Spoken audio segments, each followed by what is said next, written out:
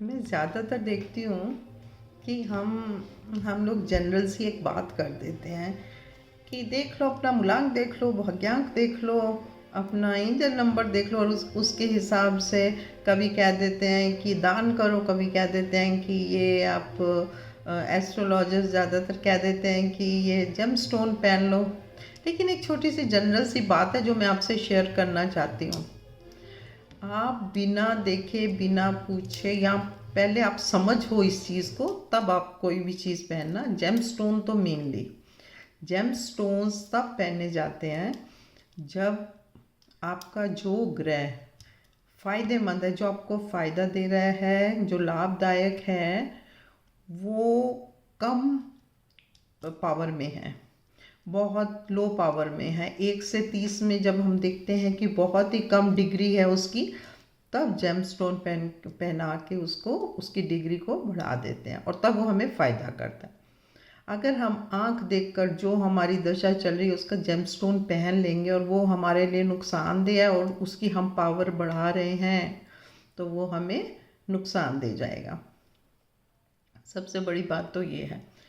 अब अगर आपको मैं 2-3 बातें बताऊंगी, अगर वो फ़ायदेमंद है जो आपका चल रहा है और लो डिग्री का है, तब आपको उसके उपाय करने चाहिए।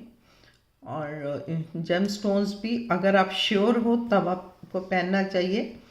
और जो क्रूर ग्रह होते हैं जैसे राहु केतु शनि, इसके तो पहनने भी नहीं चाहिए, पर फिर भी चलो जैसे आपके एस्ट्रोलॉजर्स बोले। इसलिए आप जब किसी से पूछते हैं तो भी आपको ये नॉलेज होनी चाहिए कि जिसके आप जेमस्टोन पहन रहे हो वो कहीं आपका नेगेटिव तो नहीं जा रहा। अगर आप नेगेटिव ग्रह के जेमस्टोन्स पहन लोगे, उसकी पावर बढ़ा लोगे, तो वो आपको बहुत नुकसान पहुंचा सकते हैं। इसलिए एक तो ये नहीं करना चाहिए।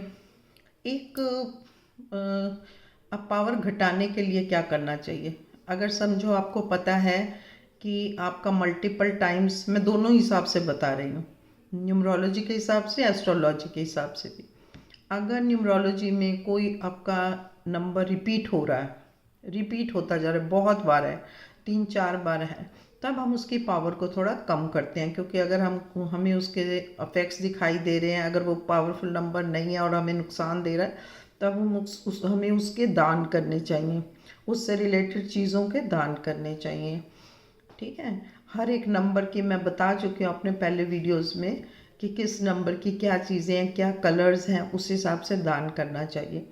और ऐसे ही एस्ट्रोलॉजी में भी जब आपको लगे कि ये वाला जो ग्रह है ये हमें नुकसान दे रहा है और बहुत ज़्यादा पावर में है, ठीक है, तो आपको क्या करना चाहिए? उसकी पावर को कम करना चाहिए। कम करने के लिए उसी चीज़ का दान करना चाहिए जिसकी पावर बहुत ज़्यादा है और नेगेटिव आपको अफेक्ट दे रही है, तो उसकी पावर को कम करने के लिए आप दान करो।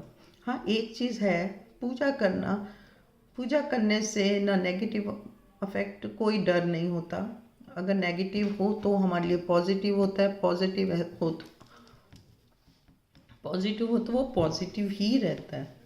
तो इसलिए हमें, अगर उसकी नॉलेज है, तो उस पर्टिकुलर जो ग्रह है जो हमें परेशान कर रहा है उसकी हमें बीज मंत्र करना चाहिए 108 बार।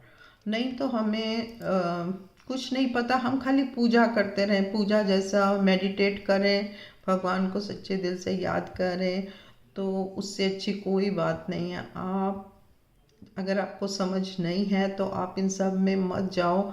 आंख बंद करके कभी भी कोई भी कुछ कह दे आप वो पहन लो, या कोई भी कुछ कह दे वो आप कर लो, ऐसा मत करो।